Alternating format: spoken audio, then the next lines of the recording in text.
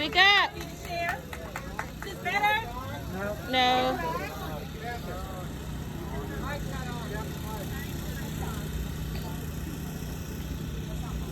Is this better?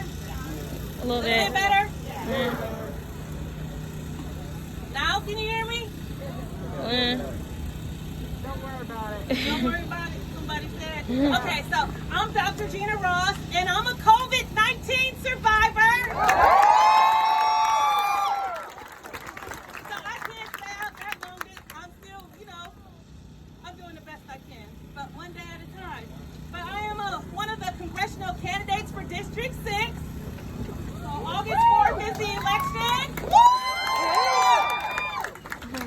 I'm a mother of 3 young adult children, ages 19, 21, and 24. They all graduated from Platte County High School. I've been living in Missouri for 12 years. 10 of those years have been in Platte City. So that's still Platte County, Missouri. That's District 6, because a lot of people still don't know what district they're in.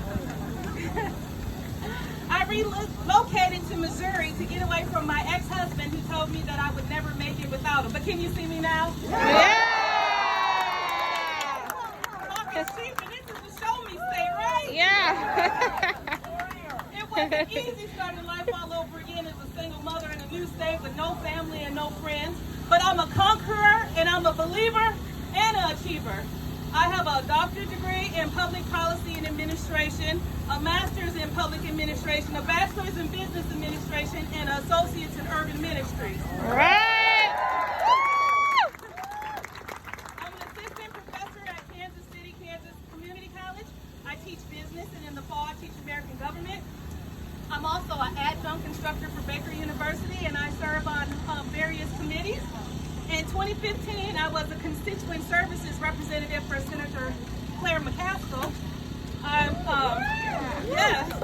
worked for the Missouri Department of Corrections as a warden's admin assistant. I was a juvenile correction officer in Minneapolis. I was a police civilian. Hey! Thank you. I was a police civilian for the Kansas City, Kansas Police Department as an intern as part of my job, just something that I wanted to get on the inside and know what was going on.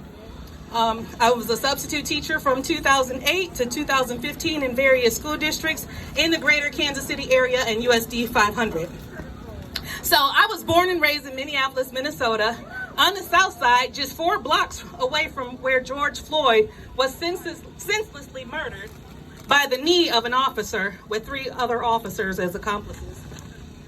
Over $20. It was reported as counterfeit money. Nevertheless, it was reported to me the money was legitimate. George Floyd died for nothing. We've been going through this for 400 years. You'd think the world would be a better place by now. The peaceful protesters protested, the looters looted, and the rioters rioted. There's a difference between the 3. But the media only showed us what they wanted us to see.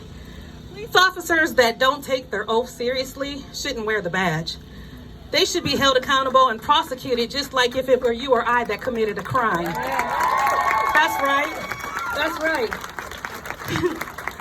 Racism is real and it hurts.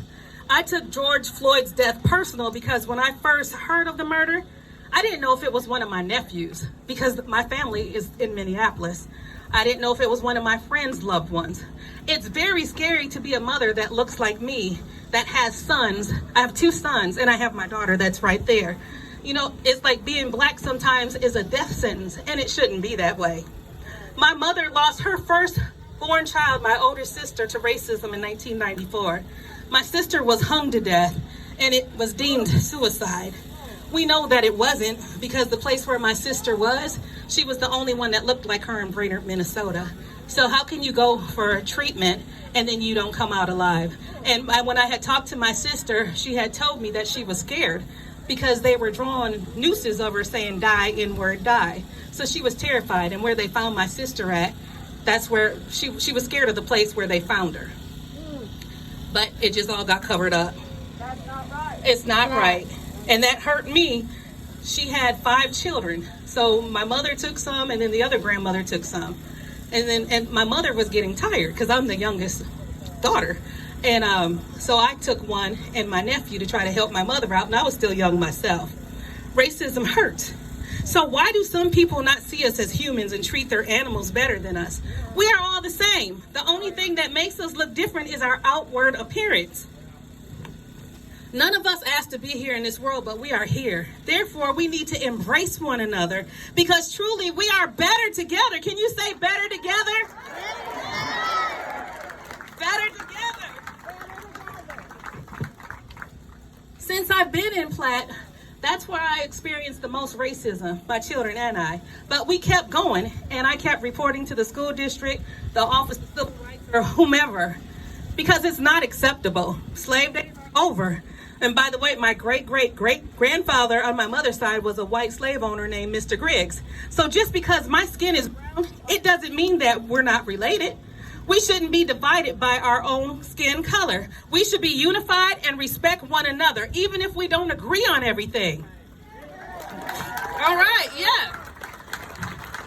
I have a quote that I wrote and had copyrighted. If you lost your focus, refocus by redefining your purpose. So we are better together. We want to build a better tomorrow beginning today. It's 2020. Let's start with District 6 in Parkville with a community wellness checkup. How many of you know your neighbor or someone that doesn't look like you?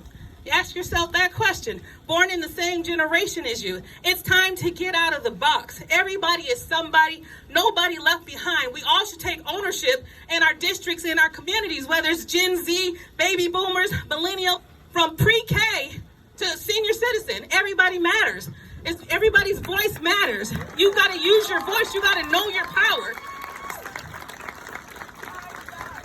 Is Parkville thriving, surviving, or just existing? Do you believe in social change and unlimited possibilities? I do. Be the change that you want to see. Families, healthcare, education, agriculture, climate change, economic recovery, equality, human rights for all, and abolishing racism. That's what I stand for. I'm a transformational leader, and I believe in empowering others. I want to build relationships, restore any and all inadequacies, and remove any biases. I want peace where there's confusion, love and trust where there's hate, putting aside all bitterness and hatred, and make this a district, a model district for the entire United States to see. We don't hate, we celebrate one another. That's District 6. We celebrate one another. And I'm almost finished. We know our power. Our power is in our voice. Our voice is and in our oneness together. Silence is violence. All lives matter when Black lives matter. So we can't say all lives matter and you're leaving Black people out. So all lives matter. We got to go from this day forward. All lives matter. If you see something, say something. And if you say something, let it mean something. On my last page. I'm challenging you, every man, woman, boy, girl, to the mirror challenge. Be that change that you want to see. Vote on August 4th on your ballots. Get to number 3 and vote for me, Dr. Gena Ross. I'm not a politician. I'm an American citizen that has a desire to serve you. So if you want to make this world a better change, take a look at yourself and make a change. Yes, thank you for this opportunity. Thank you.